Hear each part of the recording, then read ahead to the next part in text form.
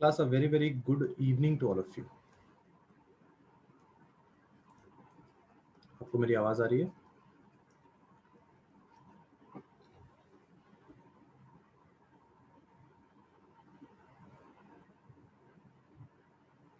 Good evening, good evening. शुरू कर सकते हैं।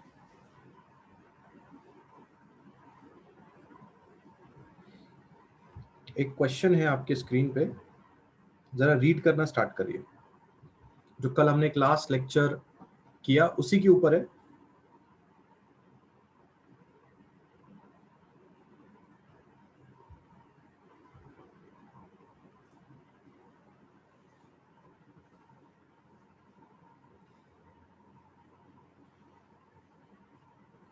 एक 2 मीटर का लॉन्ग वुडन प्लैंक है जिसका मास 20 केजी है, जिसको पाइवोटेड किया है। पाइवोटेड का मतलब सपोर्टेड फ्रॉम बिलो, जिसको नीचे से सपोर्ट किया है at 0.5 metres from either and.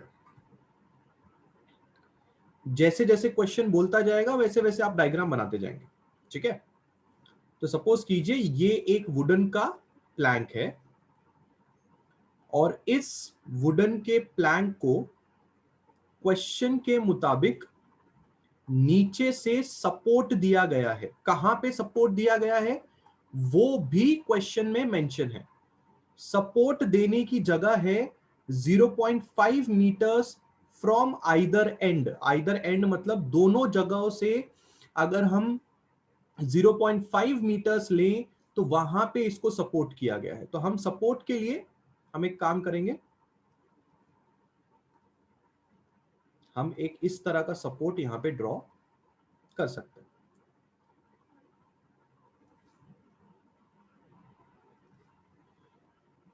एक ऐसा सपोर्ट यहां पे ड्रॉ कर लेते हैं और एक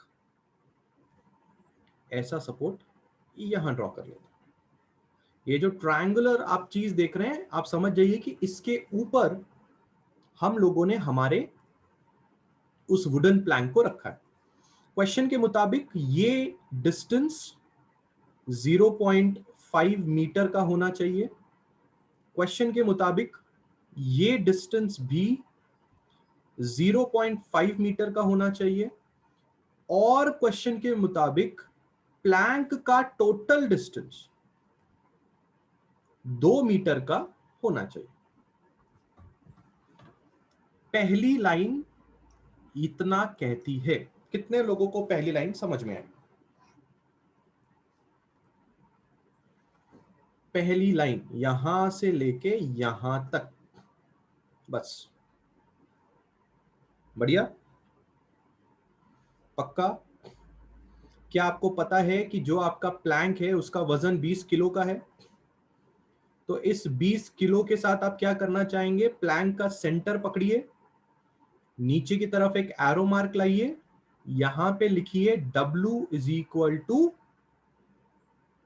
200 न्यूटन। क्योंकि आप जानते हैं कि अगर मास 20 किलो है तो वेट होता है m इंटू जी, 20 इंटू 10 यानी कि 200 न्यूटन। आगे बढ़ना चाहिए हमको। A person of mass 40 KG starts walking from one of these pivots. Pivots का मतलब ये जो हमने यहां पे सपोर्ट लगाए हुए हैं, to the sorry to the farther end. यानी कि एक इंसान, हो सकता है वो इंसान यहां से चलना शुरू करता है इस तरह से।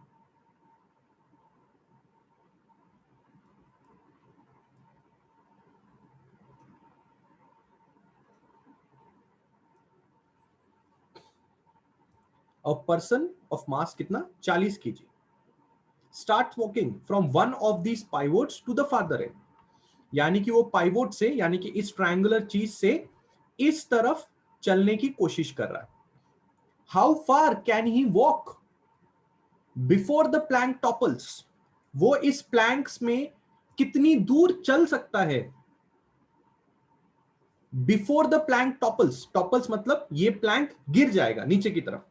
कब तक और कहां तक चल सकता है, कितने डिस्टेंस तक चल सकता है, हमें ये बात डिस्कस करनी।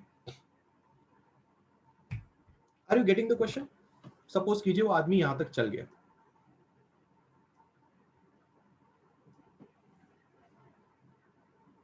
यहां से उसने शुरू किया और वो x डिस्टेंस ट्रैवल कर गया।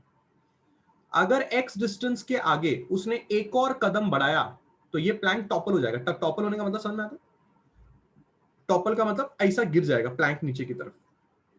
तो मेरा सवाल ये है कि क्या आप चाहते हैं कि प्लैंक टॉपल हो जाए कि आप नहीं चाहते कि प्लैंक टॉपल हो जाए? आप किस तरफ है? आप प्लैंक का टॉपलिंग चाहते हैं कि नहीं चाहते? नहीं चाहते। Very good, very good. आप नहीं चाहते कि प्लैंक टॉपल हो जाए, यानी कि क्या आप इक्विलिब्रियम कंडीशन में यकीन रखते हैं? क्या आप इक्विलिब्रियम कंडीशन में यकीन रखते हैं? बिल्कुल रखते हैं। यहां पे नीचे मैं एक एरो मार्क बना लूं, चलेगा? आदमी का वजन, आदमी का मास ऑफ द मैन कितना है? 40 kg है। तो वेट ऑफ द मैन कितना हो जाएगा? 40 इंटू 10, 400 न्यूटन। तो यहां मैं नीचे 400 न्यूटन कर दूं। भूलना मत, आदमी ने कहां से चलना शुरू किया है? आदमी ने इस पर्टिकुलर, मैं एक बार उसको डिनोट करके बताता हूं, यहां से यहां तक का डिस्टेंस है, ठीक है? इस डिस्टेंस को मैं x मान रहा हूं और क्वेश्चन में साफ साफ बोला गया है कि आदमी एक सपोर्ट से चलना शुरू करता है दूसरी तरफ, ऐसा क्वेश्चन में साफ साफ कहा गया। इसलिए डिस्टेंस मैंने जो x लिया है वो ये वाले सपोर्ट से x डिस्टेंस लिया है। कहानी आई होप सब लोगों के दिमाग में क्लियर होगी। आप अच्छी तरह से जानते हैं फॉर इक्विलिब्रियम आप sigma of tau equal to 0 कर सकते हैं, बराबर है? अगर इक्विलिब्रियम कंडीशन होती है तो sigma of tau equal to 0 आप कर सकते हो। बस सवाल ये उठता है कि आप सिग्मा ऑफ टाउ कहां लगाना चाहेंगे, मतलब किस पॉइंट पे आप सिग्मा ऑफ टाउ लगाना चाहेंगे। तो हम एक काम करते हैं, हम इस पॉइंट को ए नाम दे देते हैं, इस सेंटर पॉइंट को बी नाम देते हैं, इस पॉइंट को सी नाम देते हैं। तो एक काम करते हैं, हम टाउ सी पॉइंट पे लगाते हैं, ठीक है? अगर आप टाउ सी पॉइंट पे लगाते हो तो सबसे पहली चीज जो आपको ध्यान देनी पड़ेगी कि जो वेट है और जो आपका सी पॉइंट है उसके बीच का डिस्टेंस कितने का आएगा। वेट और सी पॉइंट के बीच का डिस्टेंस कितने का आएगा? 0.5 मीटर का आएगा। चेक करके देखिए, सी पॉइंट से आपके प्लैंक के आखिर तक 0.5 डिस्टेंस था। वेट हरदम सेंटर से निकाला जाता है तो ऑब्वियसली बात है बचा कुछ डिस्टेंस 0.5 होगा, क्योंकि टोटल डिस्टेंस 2 मीटर है। तो वेट से अगर मैं आखिर तक का डिस्टेंस निकालू प्लैंक के तो वो 1 मीटर आना चाहिए। अगर यहां से यहां 0.5 है तो बचा 0.5 ही है ना। कितने को समझा कि वेट का सी पॉइंट से डिस्टेंस 0.5 मीटर है? कितने लोगों को यह बात समझी कि वेट से पॉइंट सी का डिस्टेंस 0.5 मीटर है? पक्का? क्या आपको यह बात पहले से ही पता है कि उस आदमी का और सी पॉइंट का डिस्टेंस x है? उस आदमी का जहां पे वो आदमी पहुंचा है और सी पॉइंट का डिस्टेंस x है। इसलिए आप देख सकते हैं मैंने चालाकी करके टॉर्क को सी पॉइंट पे लिया। ये चालाकी मेरे इस काम में आई कि मुझे पता था उस आदमी का और सी पॉइंट के बीच का डिस्टेंस x है, इसलिए मैंने टॉर्क सी पॉइंट पे लगाया। आप बोलते हैं ना कि सर टॉर्क तो कहीं भी लगा सकते हैं, तो आप सी पॉइंट पे क्यों लगा रहे हो? आप खुद देखो, अगर आप अपनी परेशानियां आसान करना चाहते हो तो आप सी पॉइंट पे टॉर्क लगाओगे, इससे इक्वेशंस भी अच्छी बनेंगी। तो दो फोर्सेस है आपके पास, एक W है और एक 400 न्यूटन है, ठीक है? एक 200 न्यूटन से, एक 400 न्यूटन से। आप अपने दिमाग में अनार जला लीजिए और मुझे बताइए कि 200 न्यूटन के लिए मुझे क्लॉकवाइज जाना है कि एंटी क्लॉकवाइज जाना है? 200 न्यूटन के लिए I have to go clockwise और anticlockwise? Come on, anticlockwise. इसका मतलब 200 इंटू 200 इंटू 0.5, 400 न्यूटन न्यूटन के लिए एंटी क्लॉकवाइज की clockwise, anti clockwise plus 400 into x equal to 0। सही है, एकदम सही है। इक्वेशन सबको समझ में आई? 200 इंटू 0.5, 400 इंटू एक्स, यहां भी प्लस है यहां भी प्लस है, प्लस साइन क्यों आया सबको समझ में आया? एंटी क्लॉकवाइज है इसलिए, बराबर है। 200 में अगर आप 0.5 करेंगे तो 100 आएगा, प्लस यहां पे 400x आएगा इक्वल टू 0, बराबर है। 400x बराबर -100 आना चाहिए, माइनस साइन को बाय बाय बोलिए, क्योंकि डिस्टेंस आप यहां पे पॉजिटिव में लिख सकते हैं, बराबर है। 100/400, 100/400 मतलब कितना होगा? ये 2 0 कैंसिल होगा, यानी कि x का आंसर कितना आना चाहिए आपका? 1/4, दैट इज 0.25 मीटर्स, बराबर।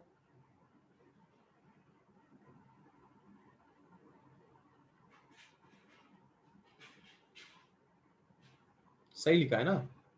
200 इंटू 0.5 कितना होगा?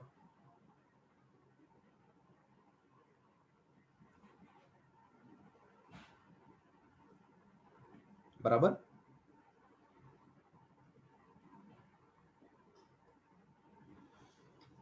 The answer is 1.25. Why the answer is 1.25?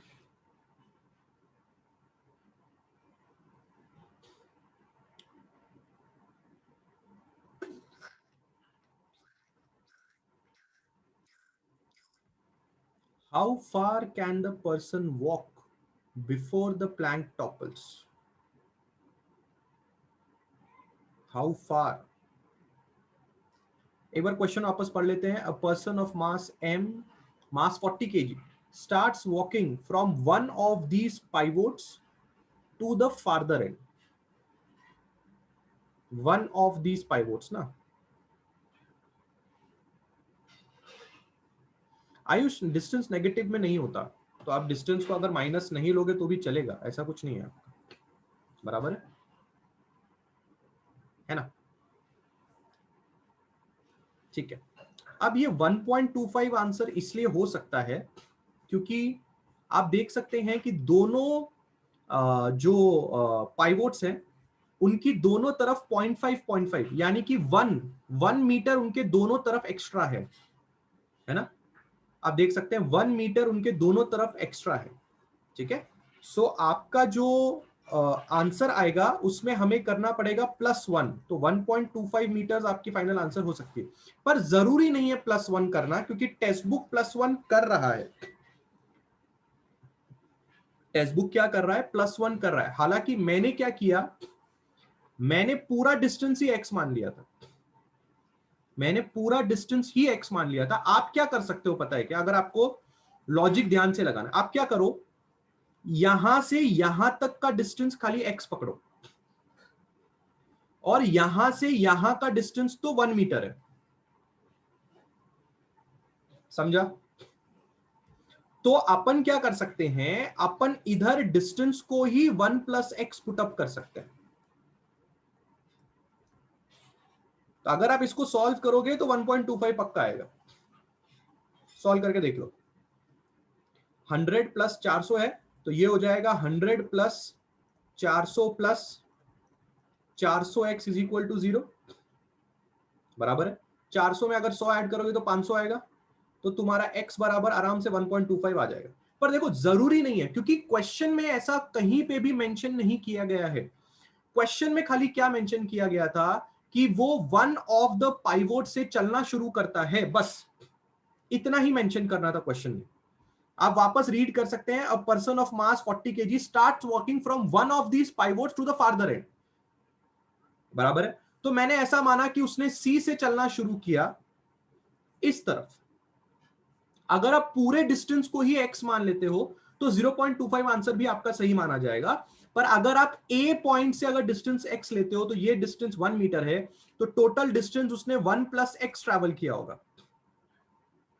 ठीक है, बट आप अगर सोचेंगे तो आपको जवाब क्या देना पड़ेगा, पता है आपको जवाब क्या देना पड़ेगा? मैं आपको बोलता हूं, जवाब ये है कि अगर आप 0.25 आंसर देते हो तो आपको जवाब ये देना पड़ेगा 0.25। जो आंसर होगा वो ए के रिस्पेक्ट में अगर आप आंसर देंगे तो ठीक लगेगा।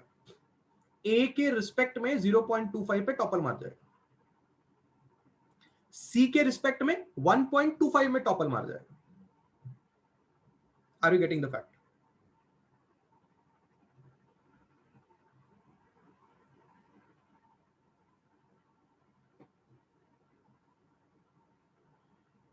कैसे नेगेटिव आएगा वरदान?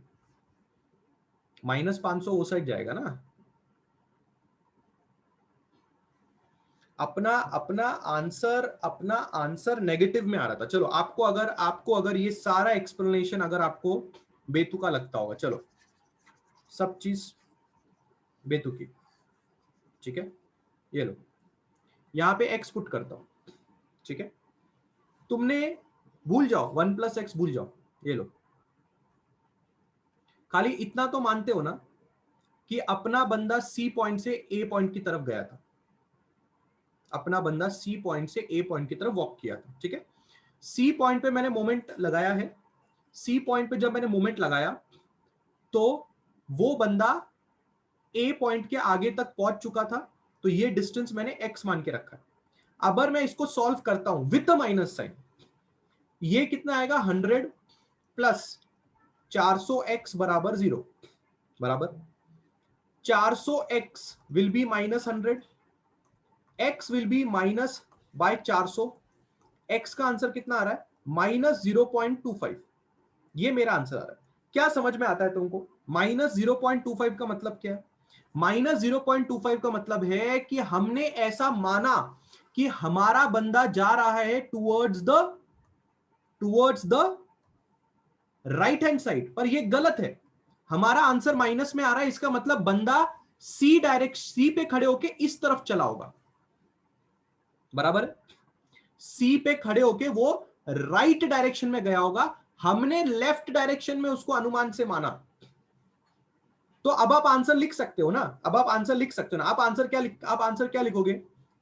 If he walks 0.25 meters from point C towards right, then the plank will topple। लिख सकते हो कि नहीं लिख सकते हो? क्यों लिख सकते हो? क्योंकि तुमने इक्विलिब्रियम कंडीशन पे मोमेंट सी पे लगाया। पर टेक्स्ट बुक आंसर 1.5 क्यों देता है? टेक्स्ट बुक ने ऐसा माना है कि वो बंदा सी पॉइंट से राइट डायरेक्शन में ही जा रहा है। तो अगर सी से 0.25 डिस्टेंस पे अगर वो प्लैंक टॉपल होगा, तो कॉमन सेंस वाली बात है कि ए से भी 0.25 पे टॉपल होना चाहिए। पर सी पॉइंट से अगर हम ये डिस्टेंस देखेंगे तो 0.5 प्लस 1 लिखना पड़ेगा ना। सोच के देखो, सी पॉइंट से 0.25 पे टॉपल हो जाएगा, ए पॉइंट से भी 0.25 पे टॉपल होना है। तो अगर सी से मैं यहां का डिस्टेंस नापू तो वो 0.5 प्लस 1 आएगा ना, क्योंकि दोनों ए और बी पॉइंट के बीच में डिस्टेंस कितने का है? 1 मीटर। इसलिए टेक्स्ट बुक 1.25 बोलता है। पर अगर तुमने अपने एग्जाम में ये स्टेटमेंट लिख दिया कि तुमने क्या सोचा है और तुम क्या बता रहे हो, तो तुम्हारा सही माना जा सकता है। पर क्यों सही नहीं माना जाएगा? क्योंकि क्वेश्चन में यह बात साफ साफ लिखी है कि a person of mass 40 kg is walking from one of these point to the farther end। What does farther end means? farther end का मतलब होता है कि C से वो दूर वाले एंड की तरफ गया, पास वाली एंड की तरफ नहीं गया। अगर सी से वो राइट हैंड साइड पे जाएगा तो राइट हैंड साइड पे जाने का मतलब पास वाले एंड पे गया, वो पास वाले एंड पे नहीं गया, वो दूर वाले एंड पे गया।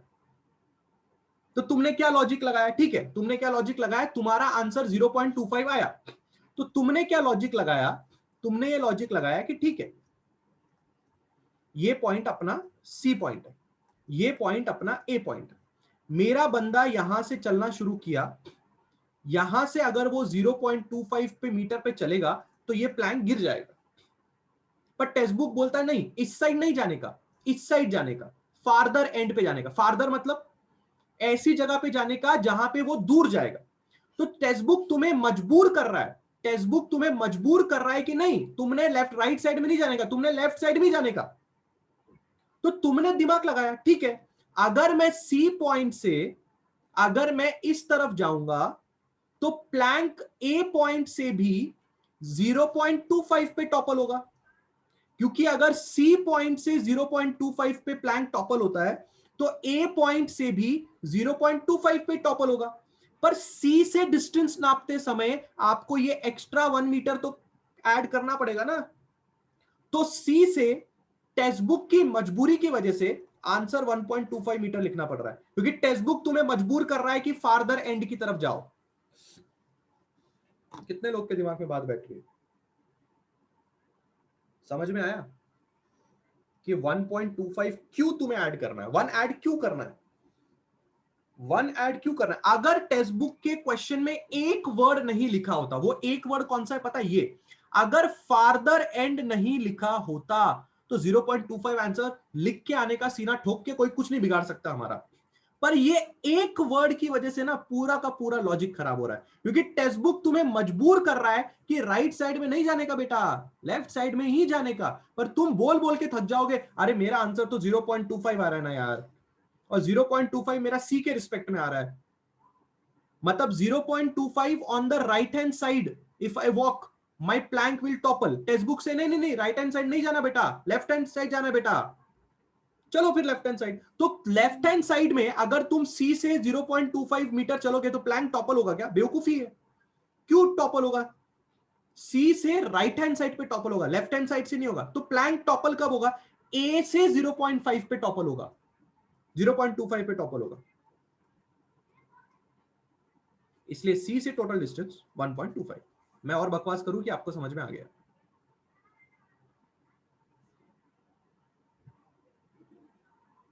अरे हाँ ना बोल दो।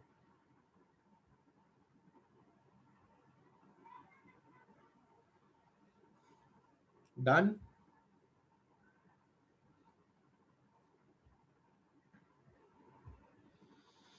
सब लोगों का रिप्लाई आना चाहिए फटाफट।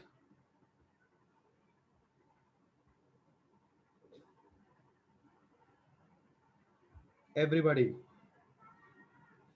मैं सिर्फ इस बात का एक्सप्लेनेशन आपको दे रहा हूं कि टेक्स्ट बुक ने 1.25 आंसर क्यों दिया है, बस।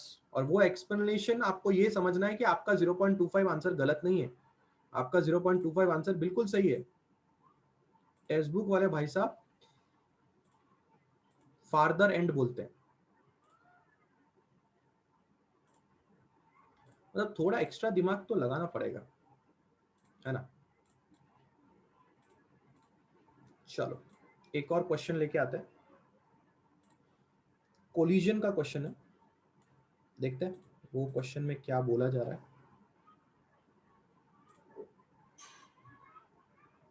बढ़िया। A question on your screen, please read. एक स्प्रिंग बॉल के बारे में बात हो रही है, जरा रीडिंग दीजिए।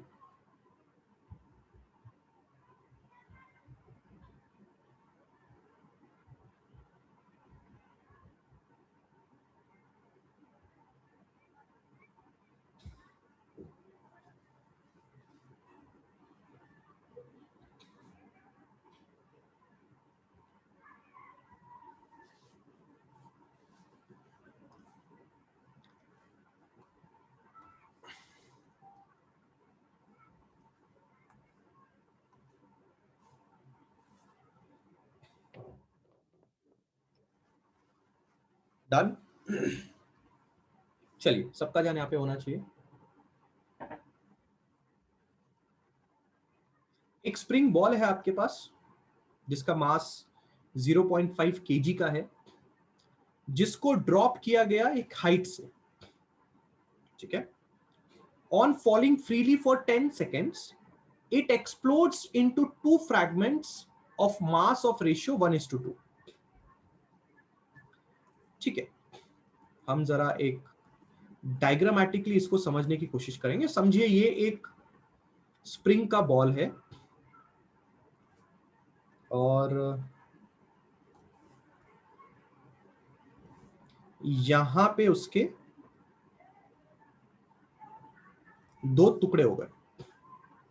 डायग्रामेटिकली अगर मैं आपको समझाऊं तो ये स्प्रिंग का बॉल यहां से नीचे की तरफ आता है, यहां पे पहुंचने के बाद वो एक्सप्लोड हो जाता है दो दूसरे स्प्रिंग बॉल्स में, टू फ्रैगमेंट्स में एक्सप्लोड हो जाता है। क्वेश्चन के मुताबिक उसको एक्सप्लोड होने के लिए 10 सेकंड का वक्त गुजरना पड़ा, मतलब जहां से उसको छोड़ा गया और जहां पे एक्सप्लोजन हुआ इसके बीच में 10 सेकंड का वक्त गुजरा था। ठीक है, ये बात हमें क्वेश्चन ने साफ साफ कही है। क्वेश्चन ने एक और बात पे बहुत ही ज्यादा एम्फसाइज किया है कि जब ये ओरिजिनल था तो इसका मास 0.5 kg था, टूटने के बाद अगर मैं इसको m1 और m2 मान लूं तो m1 by m2 is 1/2। ऐसा क्वेश्चन कह रहा है। ये देखिए, मास ऑफ रेशियो 1:2 में तोड़ा गया। अब हमें आगे बढ़ना चाहिए। The lighter fragment continues to travel downwards with a speed of 60 meters per second। अब समझ में ये नहीं आता कि लाइटर फ्रैगमेंट कौन है। लाइटर फ्रैगमेंट मतलब हल्का वाला कौन है। हम यहां से पता लगाएंगे कि हल्का वाला कौन है। अगर आप यहां से क्रॉस मल्टीप्लाई करेंगे तो आपको क्या समझ में आता है? m2 is 2 times m1 बराबर। क्या आप बता सकते हैं हल्का वाला कौन है? m1 is lighter than m2। क्या ये बात सबको समझ में आ रही है कि m1 m2 से लाइटर है? क्योंकि m2 दो गुना है m1 का, तो ऑब्वियस ही बात है m1 तो लाइटर होगा। कितने लोग को एक क्लिक हुआ? बराबर। क्या कह रहा है वो लाइटर फ्रैगमेंट के बारे में? लाइटर फ्रैगमेंट नीचे की तरफ जा रहा है। कितनी रफ्तार से? लाइटर फ्रैगमेंट नीचे की तरफ जा रहा है 60 मीटर्स प्रति सेकंड की रफ्तार से। ऐसा क्वेश्चन का कहना है। फाइनली क्वेश्चन चाहता है कि आप ये बताएं कि calculate the kinetic energy supplied during explosion. Explosion के समय कितनी काइनेटिक एनर्जी आपको सप्लाई की गई, ये आपका क्वेश्चन। एक बार आप सब लोग क्वेश्चन देख लीजिए, डायग्राम देख लीजिए, मैंने जो गिवन लिखा है वो देख लीजिए और यस और नो बोल दीजिए।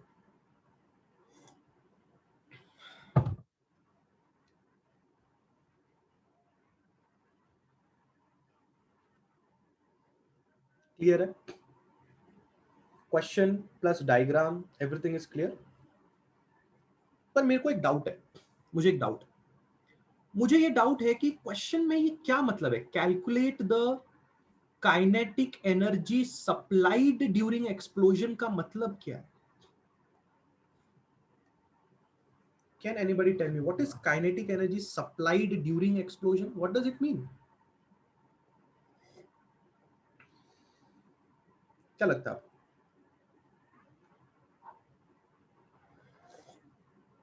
सोच के देखिए।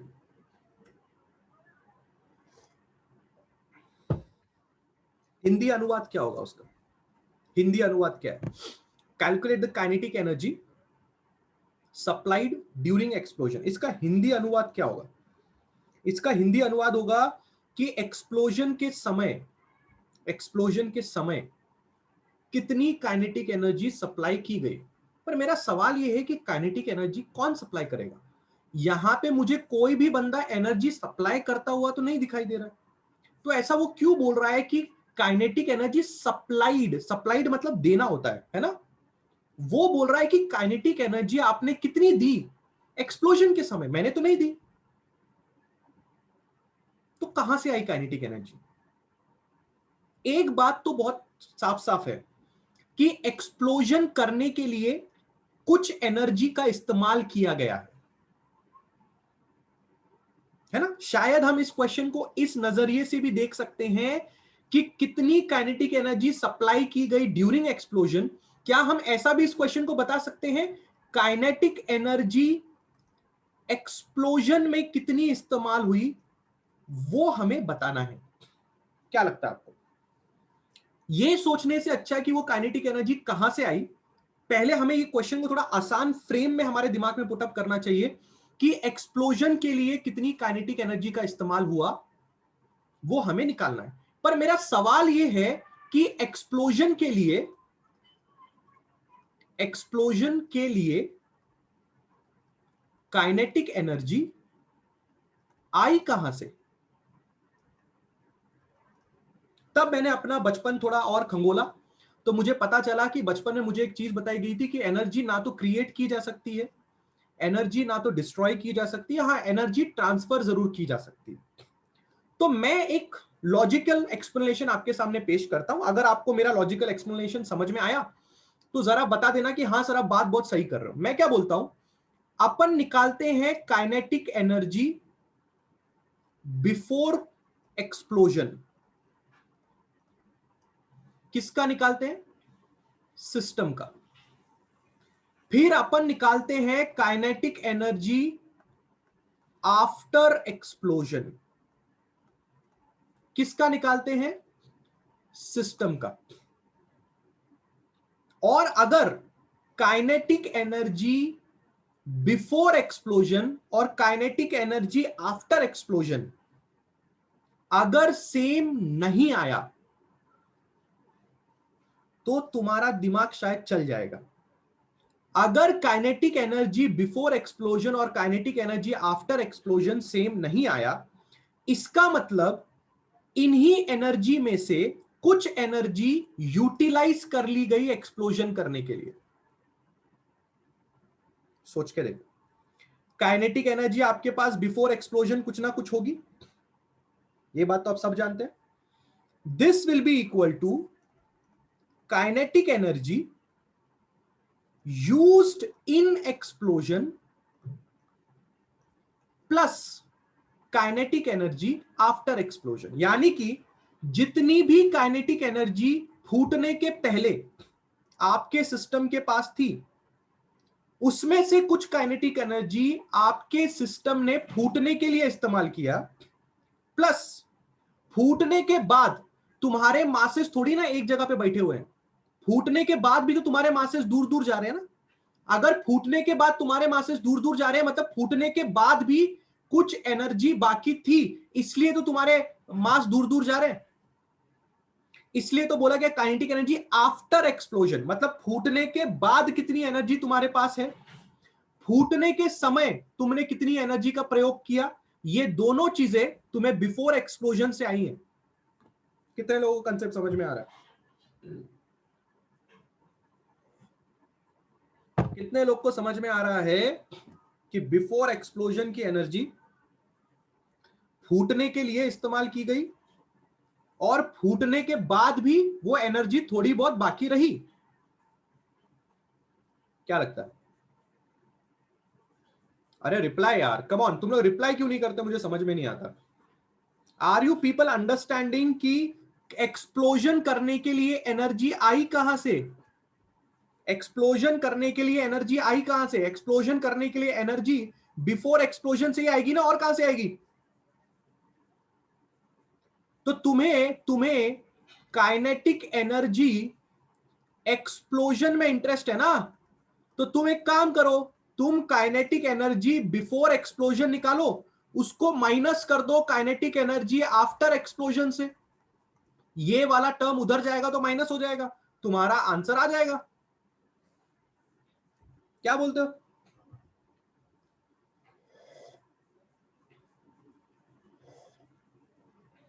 उन लोगों के लिए जिनका दिमाग अभी तक से नहीं चला,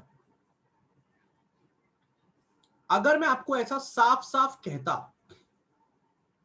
अगर मैं आपको यह बात साफ साफ कहता, जिनका दिमाग अभी तक से नहीं चला, अब उनको कुछ ना कुछ तो करके समझाना पड़ेगा ना। अगर मैं आपको साफ साफ कहता कि इस बंदे की काइनेटिक एनर्जी फूटने के पहले 100 जूल्स थी, और आपके सिस्टम की काइनेटिक एनर्जी फूटने के बाद आफ्टर एक्सप्लोजन 80 जूल्स है, बिफोर एक्सप्लोजन यानी फूटने के पहले, एग्जाम्पल ले रहा हूं, सिर्फ एग्जाम्पल ले रहा हूं उन लोगों के जिनका दिमाग अभी तक से नहीं खुला, फूटने के पहले 100 जूल्स, फूटने के बाद 80 जूल्स। मेरा सवाल तुमसे है कि ये 20 जूल का घपला किधर हुआ, बताओ किधर गया 20 जूल, बोलो। फूटने के पहले तुम्हारे पास 100 जूल था, फूटने के बाद तुम्हारे पास 80 जूल है, 20 जूल कहां गया, बताओ, कॉमन सेंस लगाओ ना, बोलो ना 20 जूल कहां गया। ये 20 जूल का प्रयोग हो गया फूटने के लिए। फूटने के लिए भी तो एनर्जी लगती है ना, फूटने के लिए एनर्जी लगती कि नहीं लगती, फूटने के लिए 20 जूल्स का प्रयोग हो गया। तो तुम 20 जूल कैसा निकालोगे, 100 माइनस 80 विल गिव यू 20, वही तो लिखा है रे बाबा, 100 minus 80 will give you 20। I hope आधे लोग के अब दिमाग खुल चुके होंगे। सिर्फ एक एग्जाम्पल था ताकि आपको एसेंस मिले, ऐसी वैल्यूज इसमें नहीं है। चलिए बहुत ही बढ़िया। अब हमें दिमाग लगाना, दिमाग ये लगाना है कि हम इसको थोड़ा ड्रामेटिक वे में लिखते हैं, पहले लिखते हैं, है ना, पहले लिख के खुद को तसल्ली देते हैं कि हमें सब कुछ पता है। काइनेटिक एनर्जी एक्सप्लोजन के टाइम पे कितनी यूज हुई, kinetic energy before collision, before collision में मैं लिखूंगा हाफ मास बिफोर, सॉरी मैं कोलिजन कोलिजन बोल रहा हूं, बिफोर एक्सप्लोजन, ठीक है, बिफोर एक्सप्लोजन, ठीक है, mass before explosion, velocity before explosion का स्क्वायर, बराबर है ना, ऐसा ही होना चाहिए ना। अगर आप काइनेटिक एनर्जी बिफोर एक्सप्लोजन निकाल रहे हो तो आपका मास बिफोर एक्सप्लोजन और आपकी वेलोसिटी भी बिफोर एक्सप्लोजन आएगी, माइनस माइनस हाफ मास after explosion velocity after explosion का स्क्वायर। अब थोड़ा दिमाग लगाओ, काइनेटिक एनर्जी एक्सप्लोजन आपको निकाल, मास बिफोर एक्सप्लोजन अगर आप बात करोगे तो बिफोर एक्सप्लोजन आई थिंक मास को हमें लिखना चाहिए m1 प्लस m2, क्योंकि फूटने के पहले ये बंदा m1 प्लस m2 ही था ना, मतलब दोनों एक ही थे ना, फूटने के पहले तो दोनों एक ही थे ना, फूटने के जस्ट पहले दोनों एक ही थे, तो फूटने के पहले मास क्या था, m1 plus m2। This is velocity vbe का स्क्वायर माइनस हाफ। मुझे ऐसा लगता है फूटने के बाद दोनों अलग अलग हो गए, तो मुझे यहां पे लिखना चाहिए m1 v1 या vae का स्क्वायर, ये होगा vae यानी कि वेलोसिटी ऑफ पहला वाला मास, पहला वाला मास का स्क्वायर प्लस हाफ m2 दूसरा वाला मास, उसका आफ्टर एक्सप्लोजन का वेलोसिटी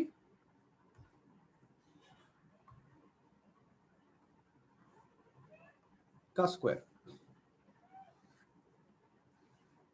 चेक कर लीजिए,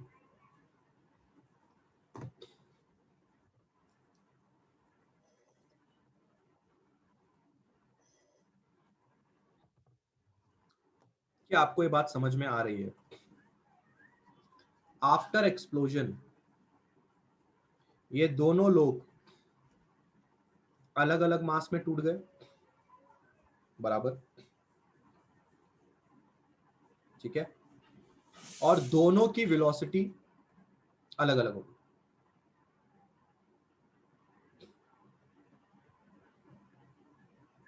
कितने लोग को ये फंडामेंटल समझ में आ रहा है,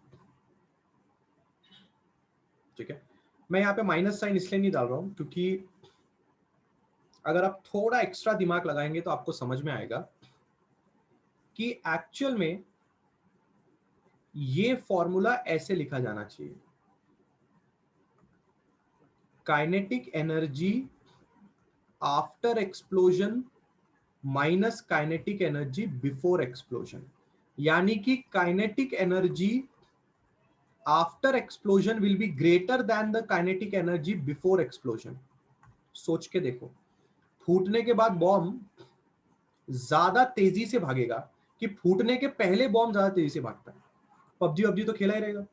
अगर आप एक बॉम्ब को फेंकते हो, तो आपने अगर बॉम्ब को एक स्पीड से फेंका, तो फटने के बाद क्या बॉम्ब की स्पीड कम हो जाती है कि बढ़ जाती है? मुझे लगता है फटने के बाद बॉम्ब की स्पीड बढ़ जाती है, बराबर है। तो एक्चुअली हमें ये फॉर्मूला लिखना चाहिए था ऐसे, तो मैं इसको थोड़ा यहां पे चेंज कर देता हूं। I should write here kinetic energy after explosion, और मैं यहां लिख देता हूं काइनेटिक एनर्जी बिफोर एक्सप्लोजन, बराबर है। यानी कि ये दोनों टर्म्स हमें इंटरचेंज कर देने चाहिए। तो आप दोनों टर्म्स इंटरचेंज करेंगे तो कैसे करेंगे?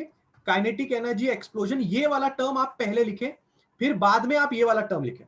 तो ये वाला टर्म क्या है? हाफ m1 v1 का square plus half m2 v2 का square minus half m1 plus m2 vbe का स्क्वायर। ये फॉर्मूला ज्यादा बेहतर है, इसको अपन बाय बाय बोल देते हैं।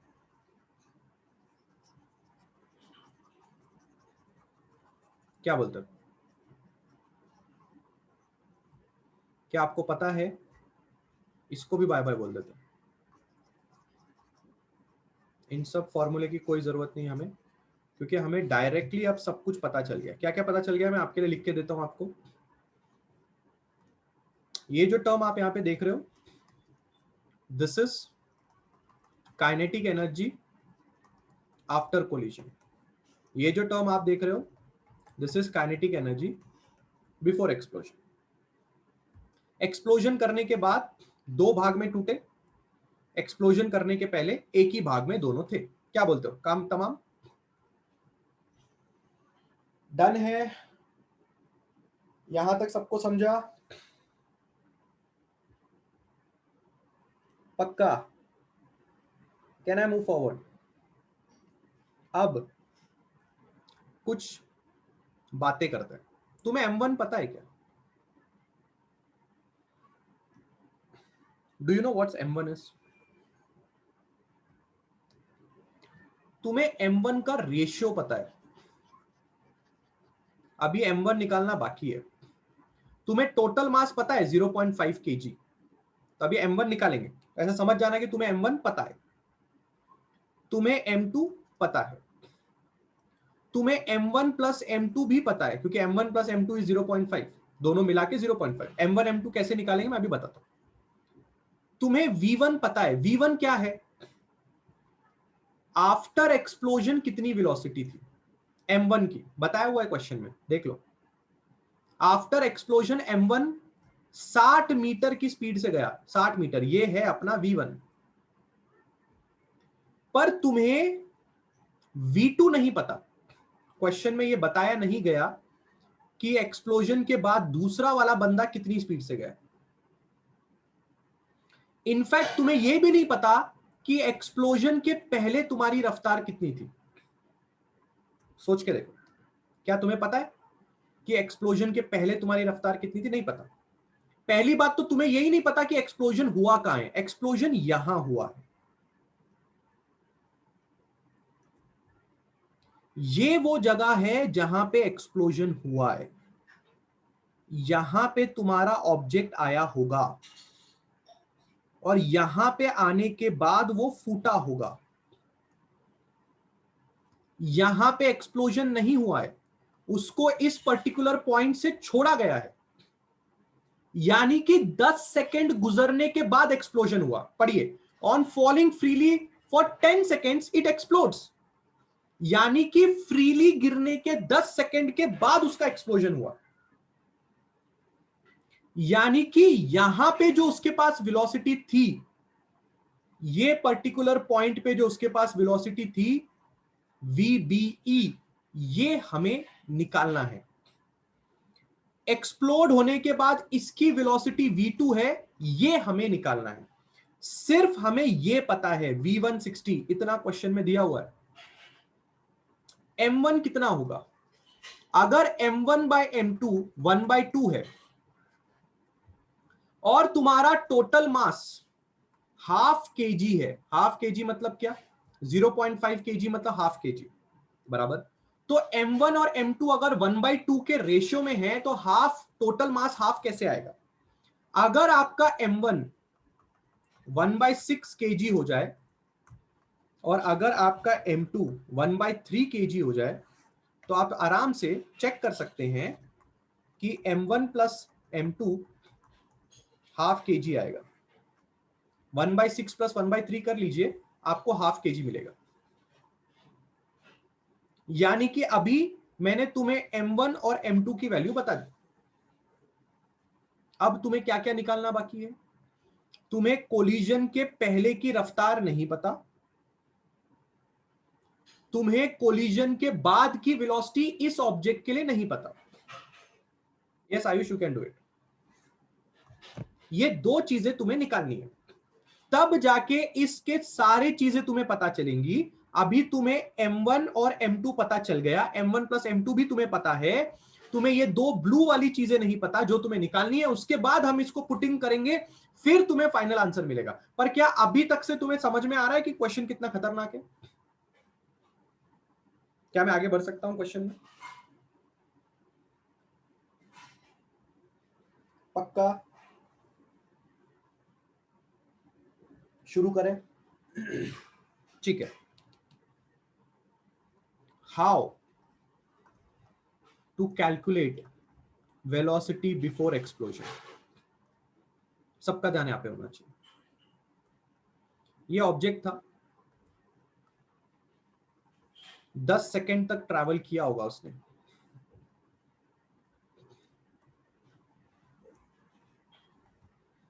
यहां पे जो उसके पास वेलोसिटी होगी वो है वेलोसिटी बिफोर एक्सप्लोजन। यहां पे जो उसके पास वेलोसिटी थी, इनिशियल वेलोसिटी, वो 0 है। क्यों? क्योंकि क्वेश्चन में साफ साफ कहा गया है कि फ्री फॉल कर रहा है। जब भी कोई वस्तु फ्री फॉल करती है तो उसकी इनिशियल वेलोसिटी 0 होती है। हमें यहां की वेलोसिटी बतानी, एक्सप्लोड होने की जस्ट पहले, और वक्त 10 सेकेंड गुजर चुका है। तो क्यों ना मैं एक फॉर्मूला लगाऊं, velocity before collision is u plus at, velocity before collision is just at क्योंकि u 0 हो गया। Velocity before collision I can write it as gt, because free fall कर रहा है तो फ्री फॉल के समय एक्सेलरेशन g के बराबर होता है, बराबर है। तो velocity before collision will be 10 into 10, यानी कि velocity before collision is 100 metres per second. काम खत्म।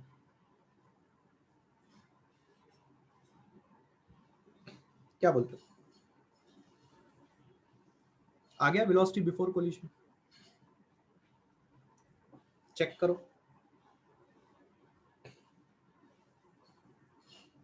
डन है?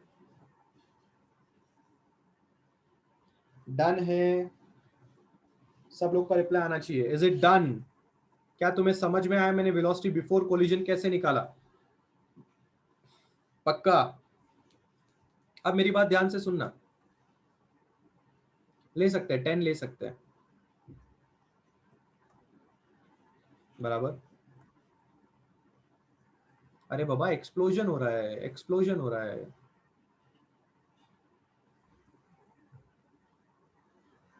एक्सप्लोजन, एक्सप्लोजन, बराबर। अब क्या? अब तुम्हें V2 निकालना है। V2 के लिए कैसे निकालेंगे? हाउ टू कैलकुलेट V2 की स्टोरी क्या है? V2 की स्टोरी है कि एक ऑब्जेक्ट पहले यहां पे था। पूरी स्टोरी उसके लिए मुझे बतानी पड़ेगी। ऑब्जेक्ट यहां पे था, फिर वो ऑब्जेक्ट यहां पे आया, ठीक है। फिर यहां पे आने के बाद वो दो ऑब्जेक्ट्स में टूट गया, ठीक है।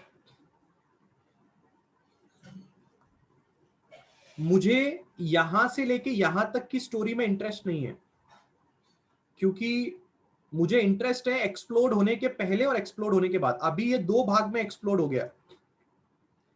यहां पे उसकी वेलोसिटी कितनी थी एक्सप्लोड होने के जस्ट पहले? ये मास m1 है, ये मास m2 है, ये v1 से आ रहा है, ये v2 से आ रहा है। मैं एक काम करता हूं, मैं कंजर्वेशन ऑफ मोमेंटम नाम की एक चीज लगाने की कोशिश करता हूं। कंजर्वेशन ऑफ मोमेंटम बोलता है कि आप मोमेंटम बिफोर एक्सप्लोजन इक्वल कर दो मोमेंटम आफ्टर एक्सप्लोजन।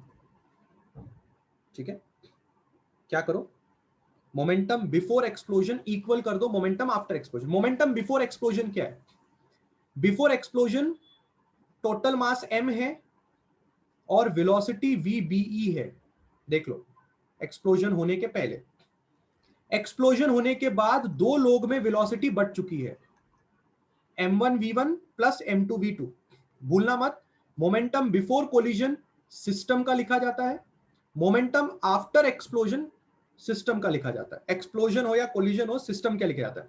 तो एक्सप्लोजन होने के पहले सिस्टम पूरा मास m था, एक्सप्लोजन होने के बाद सिस्टम 2 भाग में टूट गया। कैपिटल M कितना है? वैसे हमें V2 निकालना है। हमें क्या निकालना है? V2 निकालना है। तो पहले थोड़ी अदला बदली कर लो, फिर देखते हैं V2 कैसे आएगा, पर पहले वैल्यू सब्स्टिट्यूट कर लो। कैपिटल M कितना था? 0.5। VBE कितना था? 100। M1 कितना था? 1/6। V1 कितना था? 60। M2 कितना था? 1/3 V2। ठीक है, यहां से 0.5 इंटू 100 करोगे 50 मिलेगा। 6 1 जा 6 10 जा 10 प्लस V2/3। इस 10 को इस तरफ लेके चले जाओ, 40 is equal to V2/3। V2 आएगा 120 मीटर प्रति सेकेंड। कुछ बच्चे ऐसा सोचते हैं, अगर ये 100 मीटर प्रति सेकेंड था उसकी वेलोसिटी फूटने के पहले, और अगर तुम्हें पता है कि ये 40 मीटर प्रति सेकेंड से जा रहा है, तो लिख दो ना कि ये 60 से जा रहा है तो ये 40 से जाएगा। उनको ऐसा लगता है ये 100, ये 60 और ये 40, 60 प्लस 40 100। ऐसा नहीं होता मेरे भाई। जरूरी नहीं है कि दोनों लोग इनिशियल वेलोसिटी के दोनों पार्ट में डिवाइड हो जाएगा। साफ साफ देखो, ये बंदा 120 मीटर्स प्रति सेकंड की रफ्तार से भाग रहा है। इसलिए मैंने कहा था कंजर्वेशन ऑफ मोमेंटम को हल्के में मत लेना, कहीं पे भी लगा सकते हैं। कितने लोग को समझा? V2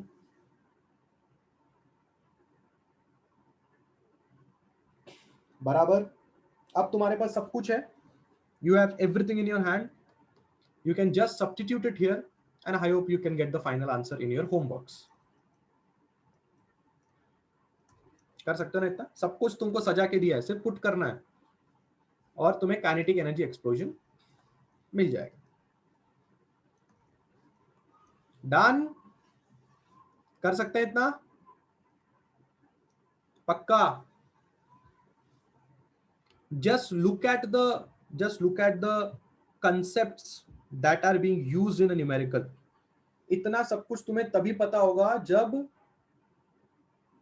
तुम्हारा कंसेप्ट क्लियर होगा, और अगर तुम्हारा कंसेप्ट क्लियर नहीं है तो तुम सर पटकते रह जाओगे।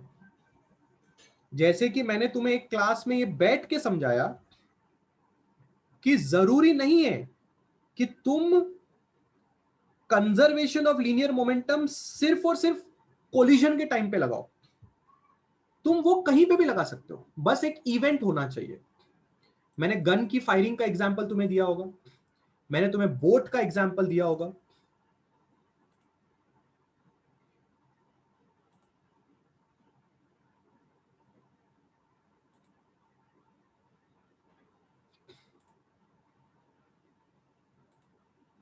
After getting u, can't we simply multiply by 2 to get why?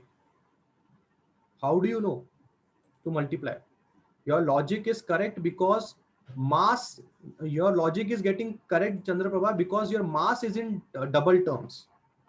आपका लॉजिक यहाँ पे करेक्ट इसलिए बैठ रहा है क्योंकि अगर एक मास 1/6 है तो दूसरा मास 1/3 है। मास में डबल का रिलेशनशिप है, आप देख सकते हो m1 m2 is 2 times m1। अगर मास में डबल का रिलेशनशिप है तो वेलोसिटी में भी डबल का रिलेशनशिप आ रहा है। यहां पे आपका लक बैठ रहा है कि वेलोसिटी पहले वाले का डबल आ रहा है, पर हर बार तो ऐसा नहीं होगा ना।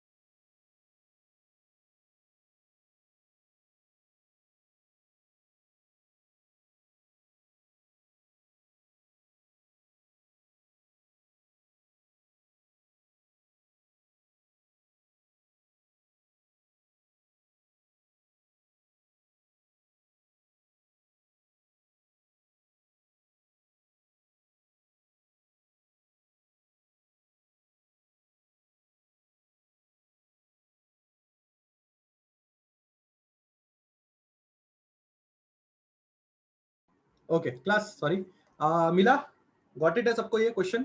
आगे बढ़े।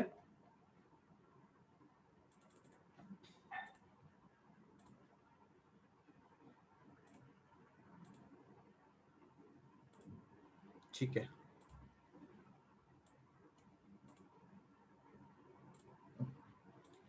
चलो अगला क्वेश्चन है अपने सामने, एक बार रीडिंग कर लो।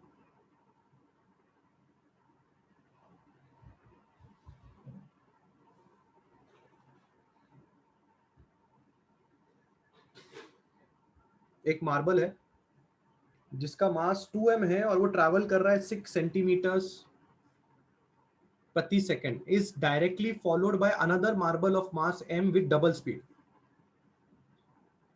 एक मास है m जो फॉलो कर रहा है एक 2m वाले मास को, ये 6 सेंटीमीटर प्रति सेकंड से जा रहा है, ये 12 सेंटीमीटर प्रति सेकंड से उसके पीछे पीछे आ रहा है। ऐसा क्वेश्चन खुद बोला। आफ्टर कोलिजन, टकराने के बाद, ऑब्वियसली कोलिजन तो होगा ही, ये वाला मास 12 सेंटीमीटर से जा रहा है, ये 6 सेंटीमीटर जा रहा है, तो पीछे वाला बंदा आके इसको टकराएगा, कॉमन सेंस है। After collision the heavier one travels with an average initial speed of the two. इसको u1 ले लेता हूं, इसको u2 ले लेता हूं। हेवियर वन कौन है? ये। तो टकराने के बाद उसकी वेलोसिटी v2 होगी। तो v2 के बारे में वो क्या कहना चाहता है पता है? v2 के बारे में कहना चाहता है u1 प्लस u2 बाई 2 होगी उसकी velocity. The heavier one travels with an average initial speed of the two. Average मतलब दोनों की इनिशियल स्पीड का एवरेज। 12 प्लस 6 बाय 2, 9 सेंटीमीटर प्रति सेकंड से टकराने के बाद ये बंदा जाएगा। कोएफिशिएंट ऑफ रेस्टिट्यूशन की वैल्यू कितनी होगी हमें ये बताना है। सबसे पहले एक काम करते हैं, v1 फाइंड करते हैं। टकराने के बाद इसकी वेलोसिटी कितनी है पहले वो निकालते हैं। कंजर्वेशन ऑफ मोमेंटम लगाने जा रहा हूं मैं। कंजर्वेशन ऑफ मोमेंटम के हिसाब से m1 u1 plus m2 u2 is m1 v1 plus m2 v2। m1 is m, u1 is 12, m2 is 2m, u2 is 6, m1 is m, v1 पता नहीं, m2 is 2m, v2 is 9 जो हमने अभी निकाला। बराबर। आप यहां से क्या कर सकते हैं, m m m और m कैंसिल आउट कर सकते हैं। ठीक है, सो आपके पास यहां पे बचेगा 12 प्लस 12 v1 प्लस 18। तो आपके पास v1 आएगा 6 सेंटीमीटर प्रति सेकेंड। अब आपके पास सब कुछ है तो आप कोएफिशिएंट ऑफ रेस्टिट्यूशन लगा सकते हो। कोएफिशिएंट रेस्टिट्यूशन आपको क्या बोला? कोएफिशिएंट रेस्टिट्यूशन बोला v2 minus v1 upon u1 minus u2। v2 कितना है भाई? नहीं, यहां पे आएगा हमारा v1 minus v2 upon u2 minus u1। Sir how you find 12 centimetre square? किधर लिखा है मैं 12 सेंटीमीटर स्क्वायर? ये 12 सेंटीमीटर क्वेश्चन में खुद ही बोला है ना। Marble of mass m with double speed तो पहले वाले का स्पीड कितना था? 6 सेंटीमीटर था ना, तो उसका डबल कितना होगा? 12।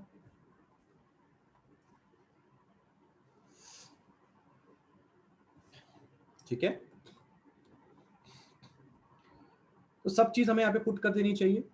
6 माइनस 9 अपॉन 6 माइनस 12 -3 अपॉन -6 0.5 ई आ रहा है 0.5, यानी कि आप समझ चुके हैं कि ये एक elastic collision, in elastic collision, क्योंकि इन इलास्टिक कोलिजन में ई की वैल्यू 0 और 1 के बीच में आती है। आप देख सकते हैं 0.5 आ रहा है। सिंपल।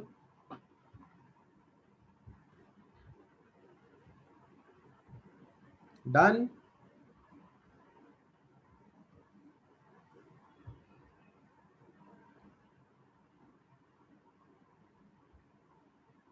चेक कर लीजिए।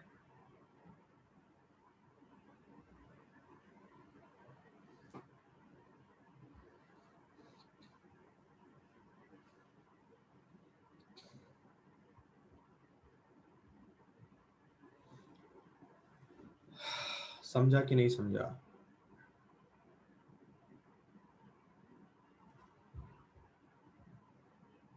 ठीक है,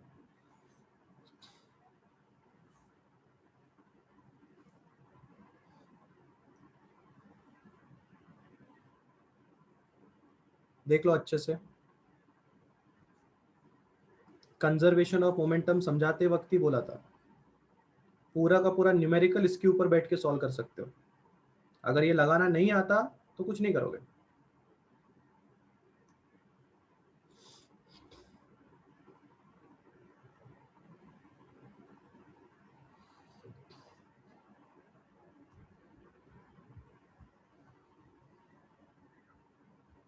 क्या मैं आगे बढ़ सकता हूं?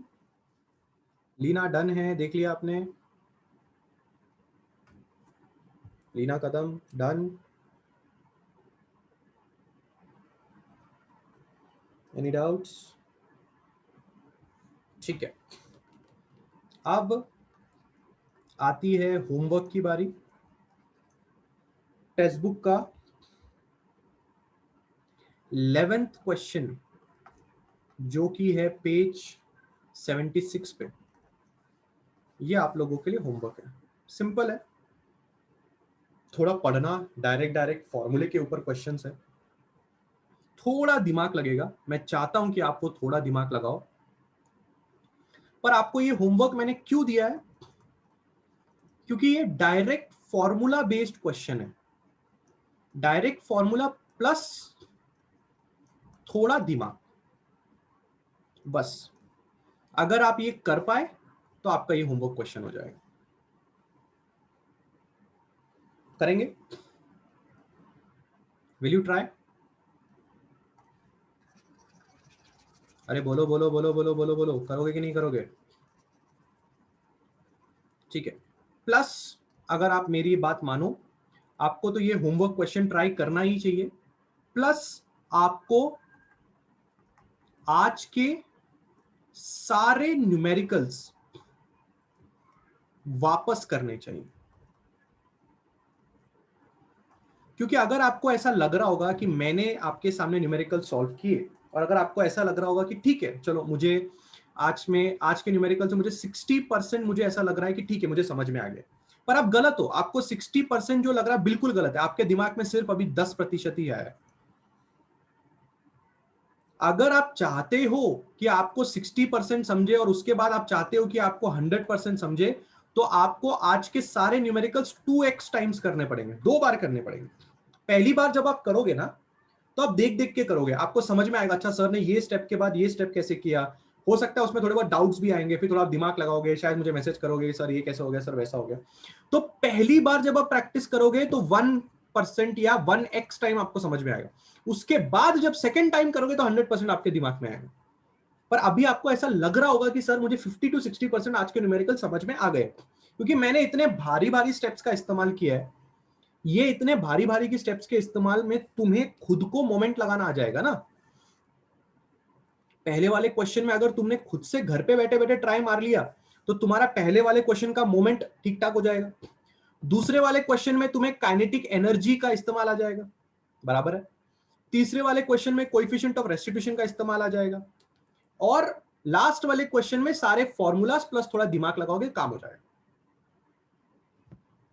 जो लोग लॉज ऑफ मोशन का यूट्यूब पे आने का इस्तेमाल ये वेट कर रहे हैं, वो यूट्यूब पे मैं डालता हूं, थोड़ा बिजी चल रहा हूं, जैसे ही टाइम मिलेगा धड़ाधड़ धड़ाधड़ सारे के सारे 6 के 6 आज का मिला के 6 वीडियोस हैं, 6 के 6 धड़ाधड़ एक ही साथ डाल दूंगा, टेंशन मत लो, ठीक है, जरूर डालूंगा, तब तक पीडीएफ से पढ़ के काम चलाओ, ठीक है। नेक्स्ट लेक्चर में जब हम आएंगे तो हम सेंटर ऑफ मास ये टॉपिक की बात करेंगे, और प्लस इसके ऊपर के न्यूमेरिकल्स भी करेंगे। एक बार ये दोनों टॉपिक हमारे हो जाए तो इसका मतलब हमारा लॉस ऑफ मोशन खत्म हो जाएगा, ठीक है। आ रही है आपको बात समझ में? पक्का? ठीक है। लॉज ऑफ मोशन के बाद will be going for gravitation. ये चैप्टर होने के बाद हम ग्रेविटेशन करेंगे, ठीक है। मतलब पार्ट 1 जो आप देख रहे हो, पार्ट 1 जो आप देख रहे हो उसको हम पूरा का पूरा निपटाने की कोशिश करेंगे। Is it clear? अरे हाँ या ना? ठीक है, चलो बाय।